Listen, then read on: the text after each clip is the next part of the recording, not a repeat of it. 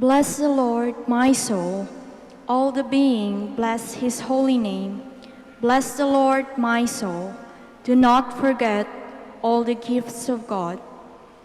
The Lord's kindness is everlasting. Who pardons all your sins, heals all your ill, delivers your life from pit, surrounds you with compassion. The Lord's kindness is everlasting. The Lord does righteous deeds, brings justice to all the oppressed. Merciful and gracious is the Lord, slow to anger, abounding in kindness. The Lord's kindness is everlasting. As a father has compassion on his children, so the Lord has compassion on the faithful. But the Lord's kindness is forever, toward the faithful from age to age. The Lord's kindness is everlasting.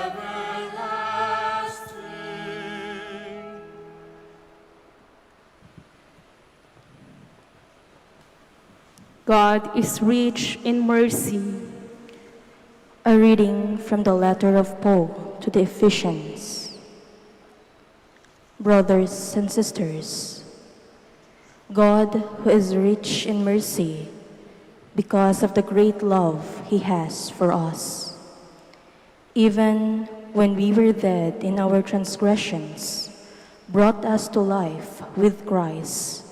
By grace you have been saved, raised us up with him, and seated us with him in the heavens in Christ Jesus, that in the ages to come God might show the immeasurable riches of his grace in his kindness to us in Christ Jesus. For by grace you have been saved through faith, and this is not from you, it is the gift of God. It is not from works, so no one may boast. For we are God's handiwork, created in Christ Jesus for good works that God has prepared in advance, that we should live in them. The word of the Lord. Thanks be to God. Please stand.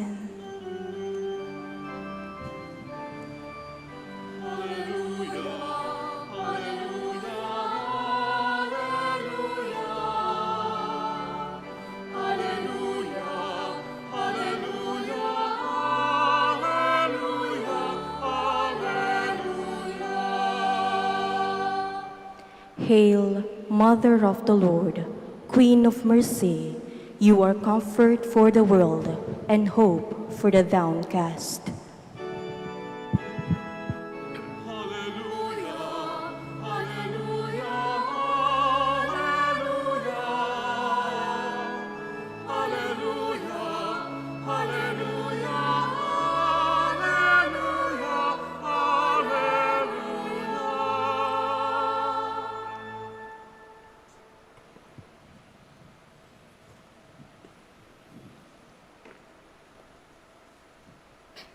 The Lord be with you. And with your spirit.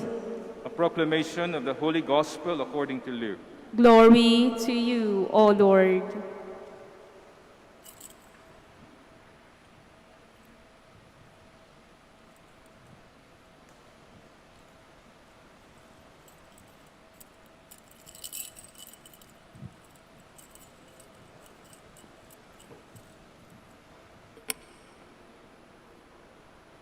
Mary set out and traveled to a hill country in haste, to a town of Judah, where she entered the house of Zechariah and greeted Elizabeth. When Elizabeth heard Mary's greeting, the infant leapt in her womb, and Elizabeth, filled with the Holy Spirit, cried out in a loud voice and said, Most blessed are you among women, and blessed is the fruit of your womb.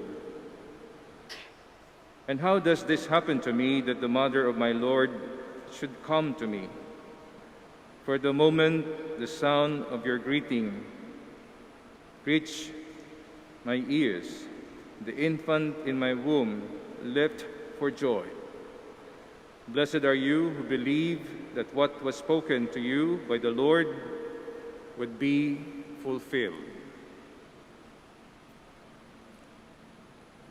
The Gospel of the Lord. Praise to you, Lord Jesus Christ. Please be seated.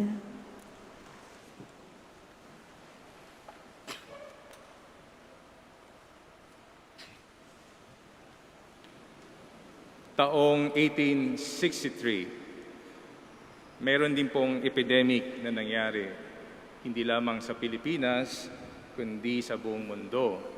Ito yung fourth epidemic ng cholera at nagkaroon pa ng fifth epidemic hanggang 1875 hanggang ma-discover nila yung vaccine. At sa Maynila hanggang sa Pangasinan, walang bahay na walang nagluluksa. May mga itim na tela, nalalaman natin may namatay. Nung dumating sa Pangasinan, at marami ang naapektuhan, ang Dominican na Vicar Provincial at Vicar at ang foreign, yung in charge dito sa lugar, si Padre Pedro Villanova, sumulat ng isang circular ng lahat ng mga parishes sa isang araw ay tumungo sa Manaoag at manalangin, mag-penance, magsakripisyo. Sa pagdating ng mga nanampalataya sa Manaoag na hindi magkasya sa simbahan, kailangan ilabas nila ang special platform mula sa simbahan at inilabas ang milagrosang imahen ng ina ng Manaoag. At nagmisa doon, maraming tao ang naiyak sa isang madamdaming homily na binigay ni Father Pedro. Buong araw silang nagdasal. Buong araw nanalangin, nagsakripisyo. At pagkatapos, pinusisyon ang imahen sa harap ng mga tao, sa lahat ng daan. At pagkatapos ng araw na yon, wala nang naitalang namatay sa epidemic na cholera dito sa Pangasinan. Kaya kung titingnan natin, alam ko maraming dahilan kaya nandito tayo sa Manaoag. Ako mismo, ako'y nagpapasalamat na nandito sapagkat naging bahagi ng aking paglalakbay bilang isang religyoso, bilang isang pari, ang Our Lady of Manaoag. Taong 1991, dito po kami nag-novitiate. Ito po yung second stage ng aming pagiging religyoso kung saan bilang lay person at nagiging Dominican po kami. Dito po kami nagsimula. At dito po, parang sa sinapupunan ng Birhen, kami ay nanatili at sinilang bilang religyoso after the novitiate. At she never left us in our journey. Tulad ng buhay may asawa, hindi madali ang buhay religyoso at pagpapari. May mga sorrowful mysteries, may mga joyful mysteries, at may mga glorious mysteries. Sa buhay mag-asawa, ganun din, di ba? At pagdaan ng taon, may mga panahon na nanlalamig, at kailangan mong mapaalala ng ating ina, na tulad sa wedding at Cana, na ang tubig na walang lasa ay hingin sa Panginoon. It has to be the tastiest wine again. At sa buhay natin, nagpapasalamat tayo. Maraming pumunta rito, nagpapasalamat dahil nung sila ay may sakit, yung kanilang mahal sa buhay, nagkaroon ng sakit. Dito, pinalangin at ngayon, gumaling. No, ako'y na-assign dito noong 2001, 2006. Nung paalis ako ng Manaoag, isang Disyembre, may isang couple, no? Natutulog sa tabing building na dito sa likuran, sa isang bench. At tinanong ko, bakit nandito po kayo? Galing po kaming hospital, Father. Katatapos lang po ng operation ng aking asawang may cancer. naawa naman po ako, hiningi ko ng permission, nag-stay siya sa visiting room ng priory. 2006, pagbalik ko ng 2015, na-assign ako sa mission, nakita ko isang December, yung mag-asawa, magaling na yung misis niya. So, mga kwentong gano'n, papasalamat sila at taon-taon ginawa nilang panata ang pagbalik, magpasalamat sa ating ina. At alam ko, marami kayong dahilan. Hindi lamang pasasalamat, kundi may panalangin kayo na sana, tulad ng ating ina, sa mga murals na nandito sa simbahan, narinig natin mga kwento. Kung siyang bata na dinala ng kanyang ina ay gumaling. At itong simbahan, nung binomba ng mga Hapon, nung bumagsak yung bomba, hindi pumutok yung bomba sa Manaoag. At nagtaka yung Hapon, nung tinignan niya, nakita niya rito yung lotus, no? Special flower for the Buddhists and the Japanese. But this place, sasabi ng ating ina sa kanyang pagpapakita sa isang magsasaka, from this very place, she promised, she prays for the blessing of God to flow. At lahat tayo na tumanggap ng biyaya ay nagpapasalamat sa Panginoon at tatanggap natin sa panalangin ng ating ina. Pagpapasalamat. Pangalawa, maganda rin nating pagnilayan itong pandemic, ang pagkalinga. Kung titingnan natin ang ating edad nandito sa simbahan, karamihan sa atin ay nasa edad na 21 above. At yung mga kabataan, di sila nakapagsimba sapagkat bawal sa kanilang pumunta sa simbahan. Kasi siguro nasa online. Paano natin sila ma-reach out?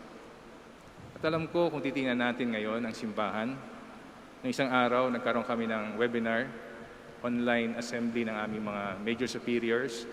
Nung tinawag yung mga staff, yung mga gumawa doon sa likuran ng online Zoom meeting for 2 days, puro kabataan. No? At sila ngayon yung gumagawa na mapaparating ang online masses sa karamihan. At alam natin na kahit hindi nabuksan ang simbahan sa nakaraang mga lockdown, nabuksan ang mga simbahan sa mga tahanan. Nagkaroon ng pagkakataon na kahit yung mga hindi nagsisimba, makapagsimba, no? At alam natin na mayroon din mga kapatid natin hindi nakapupunta sa simbahan, paano natin sila ma-reach out? Minsan yung isang pare namin dahil nga sa lockdown, nagtatawag siya ng mga kilala niya. At may isang matanda na more than 60 years old, tuwang-tuwa. Kaya nga pala, kailangan pala yan ng pandemic, yung reach out, lalo-lalo na sa mga hindi napapansin. Lalo-lalo na siguro sa mga may sakit. May tinawagan akong may sakit na COVID, nung siya'y gumaling, siya'y galak na galak. Nasa pagkakataon siya'y nagkasakit, naalala siyang tawagan at ipanalangin. How could we reach out? Especially to those who are not able to receive the sacrament. Minsan may nakita akong pinalabas sa social media dahil nga na-lockdown yung simbahan, walang misa, yung pare, nilagay niyo yung mga bigas, mga kalabasa, mga dilata sa loob ng simbahan. At tinanong, Father, bakit po kayo binago niyo po yung laman ng simbahan? Sabi niya, di ba ang Eucharistia ay pagpapakain natin sa mga tao upang lumakas sila. Ngayong pandemic, kailangan ng mga taong kumain, kaya ito nang ibibigay ko sa kanila. Kaya pag titingnan natin, nung gathering namin mga parit, mga religyoso, itong pandemic daw may 3 reaction sa simbahan. Sa amin ni Danny Pilario, isang Vincentian priest, dean ng St. Vincent's School of Theology. Sabi niya, ang una daw response, yung rebelde. May iba ayaw talaga, no? Ayaw sumunod. Ayaw mag-face mask, ayaw mag-face shield, walang social distancing. Hindi sila naniniwala. May iba naman, blind conformity. Sumusunod kasi sinabi. Pero wala naman sa ibang ginagawa.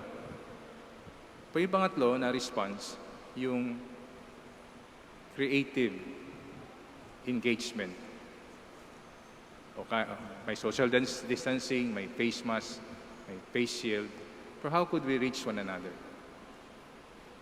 Kaya sa pangatlong pagbabahagi ko sa pasasalamat,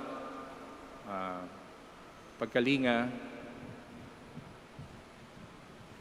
Meron kami isang grupo ng mga Dominicans na itong pandemic, ang ginawa lang response ay paano makatulong, lalong-lalo na sa mga pamilya, sa mga frontliners na nangangailangan.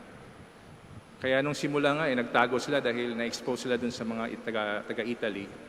Pero after their quarantine for 14 days, sabi nila, paano natin matutulungan yung mga namamatay na doktor, mga nurses? Hindi naman pwedeng makapasok dito dahil na-close din yung mga logistics. Kaya naisip nila, why not give something on PPE? Kaya yung grupong yon, they're able to gather PPE at they invited all the Dominicans, no? Kasama ang Manaoag na tumulong. At nakatulong sila. Ang iba naman gustong tumulong, meron naman silang bigas. Pwede di ba namin ibigay yung bigas? Kaya binigay nila yung bigas sa mga mahihirap na barangay sa Payatas, sa Manresa, at sa ibang lugar. Kaya makikita natin na from there, lumawak yung kanilang pagtulong sa mga nagugutom, sa mga ngailangan ng gamot. Kaya makikita natin no, na ang simbahan, kahit na nasara siya, may mga taong creative yung involvement. So I hope wag tayong mawalan ng paraan upang marating natin ang mga nangangailangan. Yung lalong-lalo na wala rito sa ating misa ngayon. Sa paraan na kaya ninyo, sa paraan na pwede ninyong gawin. Creative engagement. Pangatlo, itong pandemic, meron tayong gagawing pagkilala. Itong panahon natin ngayon sa simbahan ng Pilipinas, pinagdiriwang natin ang Season of Creation. Simula nung September 1 hanggang October 11. Ito yung panahon na kinikilala natin ang pagiging isa natin sa kalikasan. Ang Santo Papa, diniclare niya na ang tema ngayon ay Jubilee of Creation. Na tayo at ang buong mundo ay iisa. Kapag sinira natin ang mundo, sinisira natin sarili natin. Sabi nga nila, kaya siguro pinagmulan ng sakit na ito ng pandemic, sapagkat yung lugar kung saan nakaluklok itong mga virus na ito, ipinasok ng mga tao at wala nang titirhan ang mga virus kundi tumira sa atin. If we really destroy the environment, we will be destroying ourselves. Kaya nga siguro, kung babalik sa bahay natin, paano ba natin pinapangalagaan ang kapaligiran? Kahit lang sa mga solid waste disposal, no? Sa mga punong pinaputol, sa mga carbon print na sinasabi nila na nagdadagdag sa greenhouse effect. At sabi ng Santo Papa sa kanyang sulat sa Laudato Si, hindi lamang ito climate change or climate crisis. Later, he said, this is a climate emergency. Meron kaming seminar ginawa sa Baguio ng aming Environment Committee. Si Ate Vicky Bautista, isang professor sa University of Philippines, Baguio. Pinakita niyo yung mapa ng Pilipinas. Kapag natunaw yung ice sa North Pole at tataas ng 9 meters yung dagat, maraming lugar sa Pilipinas ang mawawala. Kailangan nating sugpuin yan na huwag tumaas ang temperature ng mundo ng 1.5 or 2 degrees. Isipin niyo yung katawan natin, ano? Parang 37 degrees yung body temperature. Pag tumaas yun ng 2 degrees, 39 degrees, meron tayong lagnat. Parang sa mga bata yan, convulsion. Iisipin yung mundo na kapag hindi natigil ang pag-init nito, may lagnat ang mundo at hindi yan na marireverse. At matutunaw yung mga ice sa North Pole, tataas yung tubig, at maraming madi-displace na mga tao. Hindi lamang sa Pilipinas, sa buong mundo. Matindi pa yan sa pandemic. Kaya kilalanin natin ang ating papel. Alam ko sa kwento ng Manaoag, she interceded to stop the cholera in 1863. I believe she's going to help us with her prayer to stop this pandemic. But we have to do our part. We have to do our part. God loved us so much because He gives you and me to be His hand, His feet, His mouth. May papel tayo. Magpasalamat tayo sa Panginoon sa pamamagitan ng ating ina ng Manaoag. Kilalanin natin at pagkalingan natin sa mga nangailangan. At kilalanin natin ang ating papel bilang mga tao na may papel na baguhin kalagayan ng mundo. Please stand now. Let us bring our prayers to the Lord. With the prayer of the Blessed Virgin Mary as our model, let us give praise to God and present our needs as we say, Lord, hear our prayer. Lord, hear our prayer. For all the members of the Church, may they look up to Mary as their mother and live as worthy children of so noble a mother. Let us pray to the Lord. Lord, hear our prayer. For national, for those in public office, that our God and the Lord may direct their minds and hearts according to His will for the true peace and freedom of all. Let us pray to the Lord. Lord, hear our prayer. For a swift end to the COVID-19 pandemic that afflicts our world, that our God and Father, through the intercession of Mary, our Mother, will heal the sick, strengthen those who care for them, and help us all to persevere in faith. Let us pray to the Lord. Lord, hear our prayer. For all who devoutly recite the Rosary, may they be drawn closer to God through this prayer. Let us pray to the Lord. Lord, hear our prayer. For all of us who celebrate the feast of Our Lady of the Holy Rosary, may we, like Mary, praise God, recognize His might and mercy, and remain faithful to Him until death. Let us pray to the Lord. Lord, hear our prayer. In the silence of our hearts, let us now bring before the Lord our intentions, people who have asked for our prayers, people who have no one to pray for them, especially those afflicted by this pandemic.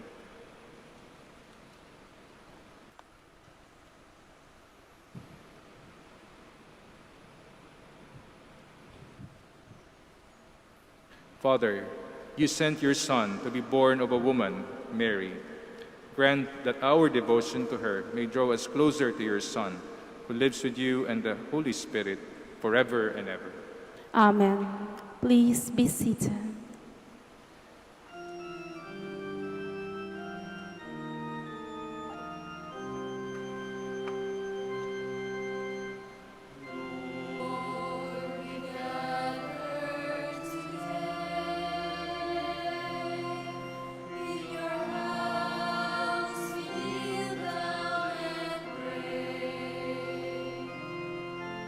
We ask for your mercies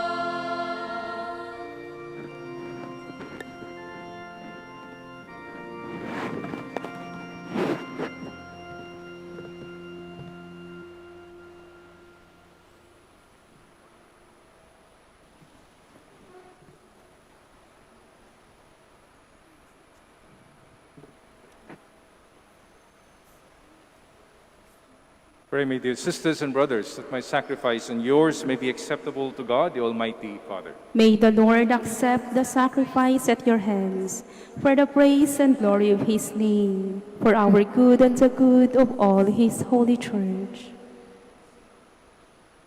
Lord, accept these gifts as we celebrate the mysteries of your Son. May we become worthy of the eternal life he promises, who lives and reigns with you forever and ever. Amen. The Lord be with you. And with your spirit, Lift up your hearts. we lift them up to the Lord. Let's give thanks to the Lord our God. It is right and just. It is right and just, our duty and our salvation, always and everywhere to give you thanks, Lord, Holy Father, Almighty and eternal God, through Christ our Lord. On this feast of the Blessed Virgin Mary, we praise, bless, and proclaim your name. Consenting to the divine word, Mary became the Mother of God. Embracing your saving will, she became the handmaid of the Lord. Devoting herself to the life and work of your Son, Mary cooperated in the mystery of redemption. Because of this, she stands before us, Mother and Model of the Church. Now gathered by the Spirit with one voice, we join with Mary and all the saints in the triumphant hymn of praise.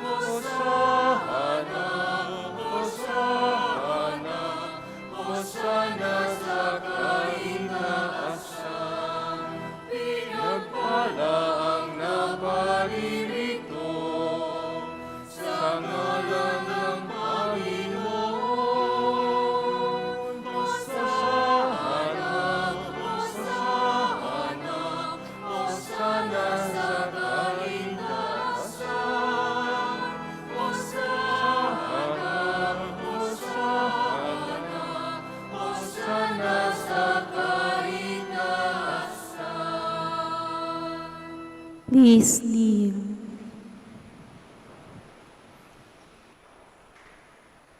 You are indeed holy, O Lord, the fount of all holiness. Make holy, therefore, these gifts, we pray, by sending down your Spirit upon them like the dew fall, that they may become for us the body and blood of our Lord Jesus Christ. At the time he was betrayed and entered willingly into his passion, he took bread and giving thanks, broke it, gave it to his disciples, saying, "Take this, all of you, and eat of it, for this is my body, which will be given up for you."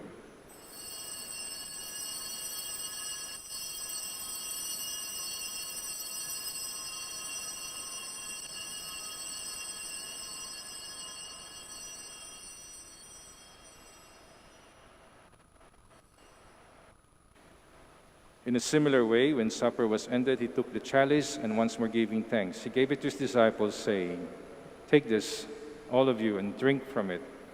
For this is the chalice of my blood, the blood of the new and eternal covenant, which will be poured out for you and for many for the forgiveness of sins. Do this in memory of me."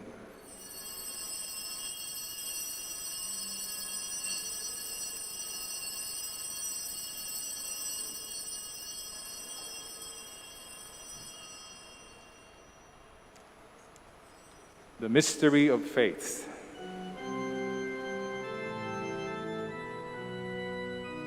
Sa krus mo at magkabuhay, kami nagmumulong tunay.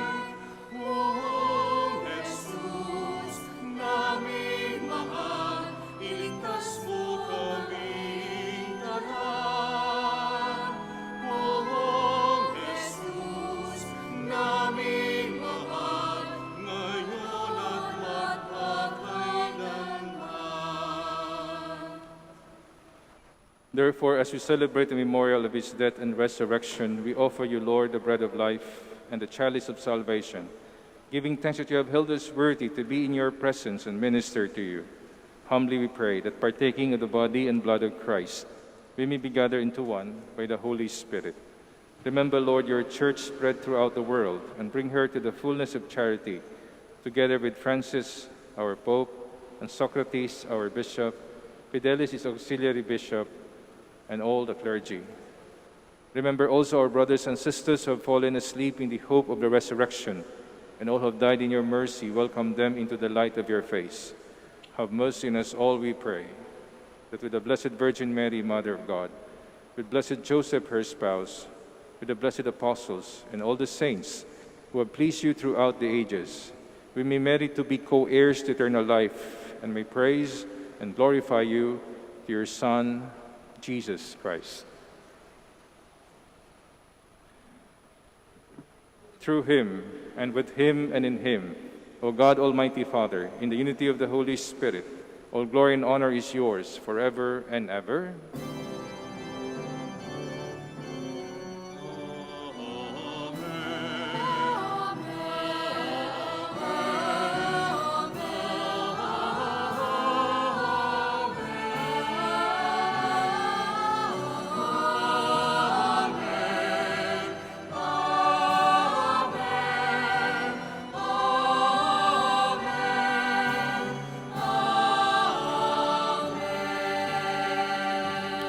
Please stand.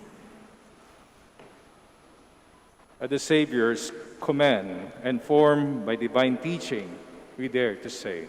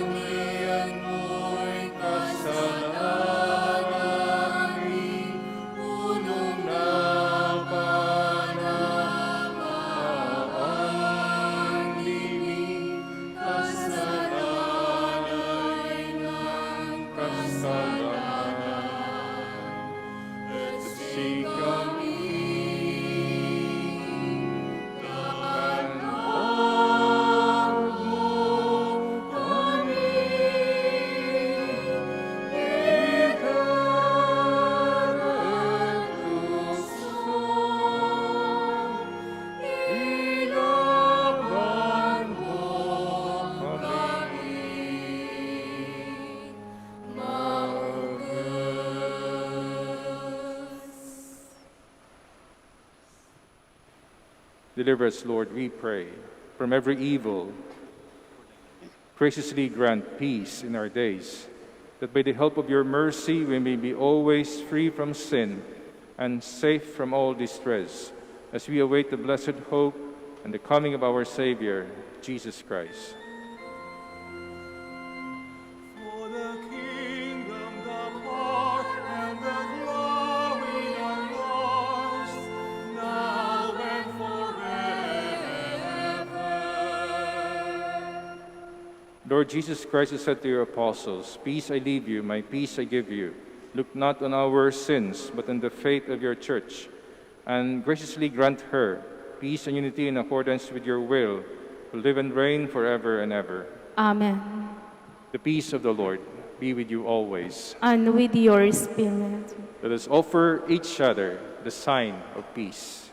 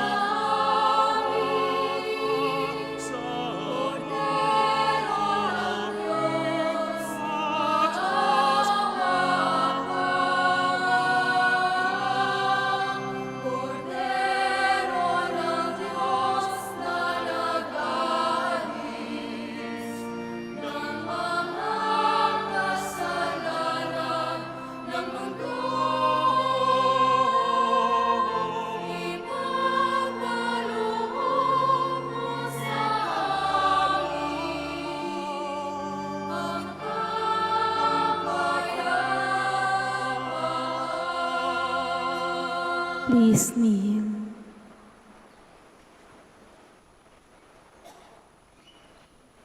Behold the Lamb of God. Behold him who takes away the sins of the world. Blessed are those called to the supper of the Lamb. Lord, I am not worthy that you should enter under my roof, but only say the word, and my soul shall be healed.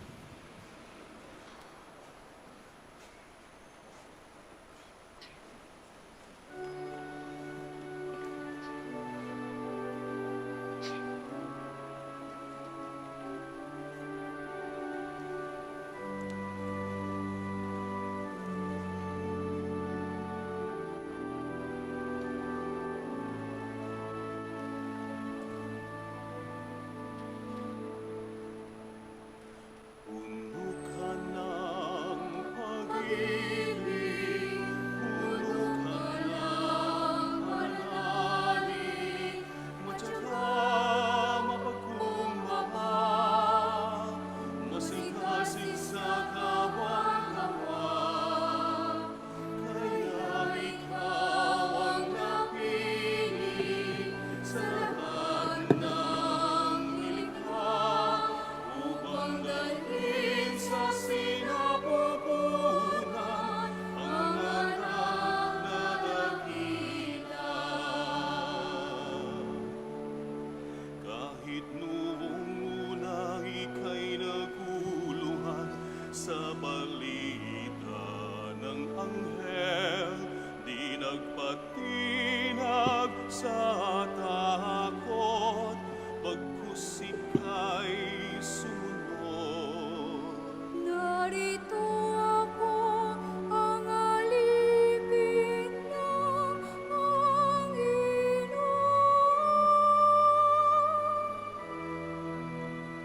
Mangyari sa akin ang ayon sa iyong salita. Puno ka ng pag-ibig, puno ka ng pananalig, matyaga mapagkumbaba, masikasig sa kawang-gawa.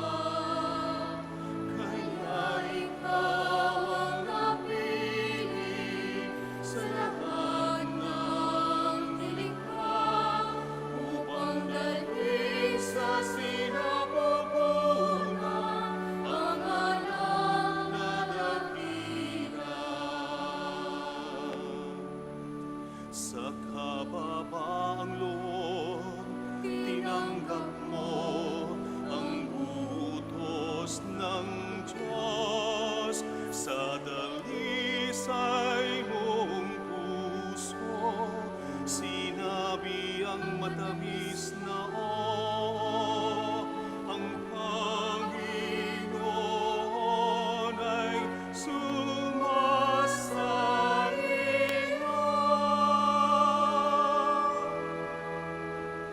Sa tugon mo nabigyan ng galak ang mundo.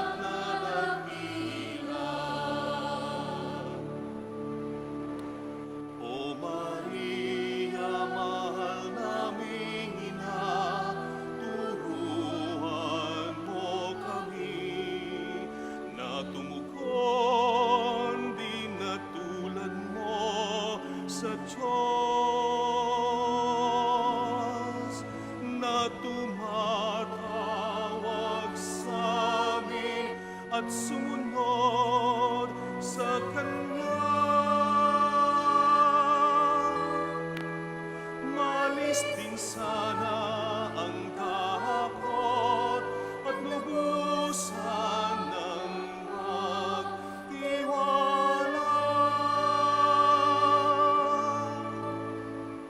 Puno ka ng pag-ibig, puno ka ng pananalig, matyaga mapagkumbaba, masikasik sa kawang gawa. Kaya ikaw ang napili sa lahat ng nilikha upang dalhin sa sinapupunan ang anak na dakila. Upang dalhin sa sinapupunan ang anak na dakila.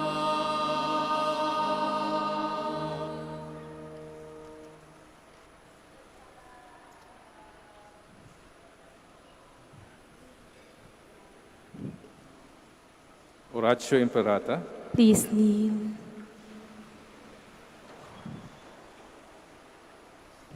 God our Father, We come to you in our need to ask your protection against the COVID-19 that has claimed lives and has affected many. We pray for your grace for the people tasked with studying the nature and cause of this virus and its disease, and of stemming the tide of its transmission. Guide the hands and minds of medical experts that they may minister to the sick with competence and compassion, of those governments and private agencies that must find cure and solution to this epidemic. We pray for those afflicted. May they be restored to health soon. Grant us the grace to work for the good of all and to help those in need. Grant this to our Lord Jesus Christ, your Son, who lives and reigns with you in the unity of the Holy Spirit, God forever and ever. Amen. Mary, help of all Christians. Pray for us. Saint Raphael the Archangel. Pray for us. Saint Roch. Pray for us. Saint Lorenzo Ruiz. Pray for us. Saint Pedro Calungsod. Pray for us. Please stand. Let us pray. Lord our God, in this Eucharist we have proclaimed the death and resurrection of Christ. As we ponder these same mysteries in the Rosary, help us to proclaim them to your people. We ask this through Christ, our Lord. Amen. Please be seated for the announcement. Today is the feast day of Our Lady of the Rosary of Manaoag. The schedule of masses are the following: 6 a.m., 8 a.m., 10 a.m., 12 noon, 1:30 p.m., and a high mass at 4 p.m. to be presided by His Excellency Socrates V. Villegas, D.D., Archbishop of Lingayen, Dagupan, and to be followed by sending off of the pilgrim image to all the streets of the poblacion of Manaoag. Please light a candle outside your homes as the image of the apple bucket passes by. See you all here or join us live stream via Facebook, YouTube, and Manaoag Dominican Radio 102.7 FM. Thank you and happy fiesta to everyone. Word of thanks. The Minor Basilica of Our Lady of the Rosary of Manaoag would like to thank Reverend Father Napoleon Sipalay Opi for presiding over the Feast Day Mass. We would also like to thank the Word Proclaimers, Eucharistic Ministers, Knights of the Altar, BEC Choir, and Ushers for actively participating in the Eucharistic celebration and being one in honoring the Blessed Mother. And finally, we thank you, our dear pilgrims and sponsors of this Mass.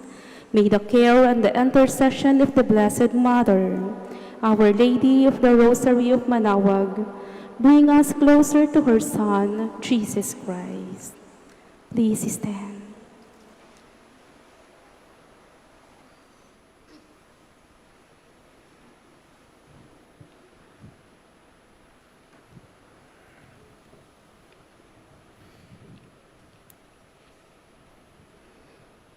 Bago po yung huling pagbabasbas, ako rin po ay nagpapasalamat na naging bahagi ng kapistahan ng ating ina ng Manaoag dito sa Minor Basilica of Our Lady of the Holy Rosary of Manaoag. Ako po ay nagagalak na ang simbahan natin ay handang-handang humarap sa mga pagsubok at mga requirement nitong ating kinaroroon ng pandemic. At sana lahat tayo nandito na tumanggap ng grasya, ay hindi magtatapos sa sarili natin ang grasya, sana ibahagi din natin, lalong-lalo na sa ating kapamilya, sa ating kapitbahay, mga tao na ngailangan sa palibot natin. Maraming salamat po at happy fiesta to Our Lady. The Lord be with you. And with your spirit. Please bow down for the blessing. Born of the Blessed Virgin Mary, the Son of God, redeemed by the human race, may He enrich you with His blessings. Amen. You receive the author of life through Mary. May you always rejoice in her loving care. Amen. You partake to rejoice at Mary's feast. May you be filled with the joy of the Spirit and the gifts of eternal life. Amen. May Almighty God bless you, the Father, the Son, and the Holy Spirit. Amen. The Mass is ended. Go in peace. Thanks be to God. Prayer for the blessing of the sick, prayer for the blessing of rosaries and other religious articles. God, our Almighty Father, may your blessing give us strength and support in our frailty. Turn with kindness toward our sick brothers and sisters. Free them from all illness and restore them to good health. To the intercession of Our Lady of the Holy Rosary of Manaoag, so that in the sure knowledge of your goodness, they will gratefully bless your holy name. We ask this through Christ, our Lord. Amen. In memory of the mysteries of the life, death, and resurrection of our Lord Jesus Christ, and to the honor and glory of the Blessed Virgin Mary, Mother of Christ, Mother of the Church, Our Lady of the Rosary of Manaoag, may these rosaries, images, candles, oil, and other religious articles be blessed and made holy. In the name of the Father, the Son, and the Holy Spirit. Amen.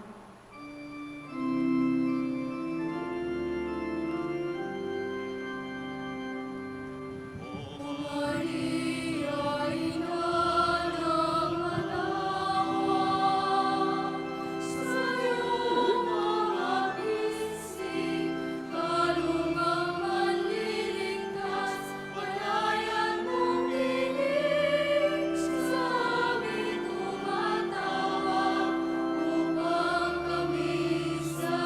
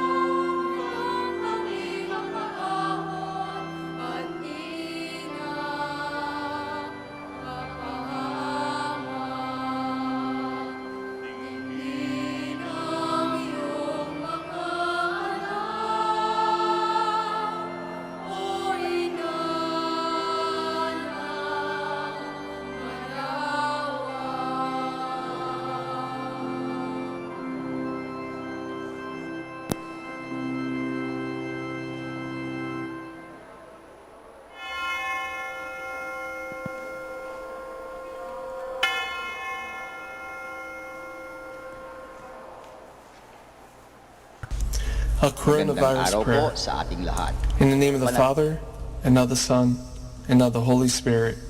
Amen. Lord Jesus Christ, you traveled through towns and villages, curing every disease and illness. At your command, the sick were made well. Come to our aid now, in the midst of the global spread of the coronavirus, that we may experience your healing love. Heal those who are sick with the virus. May they regain their strength and health through quality medical care. Heal us from our fears, which prevents nations from working together and neighbors from helping one another. Heal us from our pride, which can make us claim invulnerability to a disease that knows no borders. Lord Jesus Christ, healer of all, stay by our side in this time of uncertainty and sorrow. Be with those who have died from the virus. May they be at rest with you in your eternal peace. Be with the families of those who are sick or who have died. As they worry and grieve, defend them from illness and despair. May they know your peace. Be with the doctors, nurses, researchers, and all medical professionals who seek to heal and help those affected and who put themselves at risk in the process. May they know your protection and peace. Be with the leaders of all nations. Give them the foresight to act with charity and true concern for the well-being of the people they are meant to serve. Give them the wisdom to invest in long-term solutions that will help prepare for or prevent future outbreaks. May they know your peace as they work together to achieve it on earth. Whether we are home or abroad, surrounded by many people suffering from this illness or only a few, Lord Jesus Christ, stay with us as we endure and mourn, persist and prepare. In place of our anxiety, give us your peace. Lord Jesus Christ, heal us. In the name of the Father, and of the Son, and of the Holy Spirit. Amen.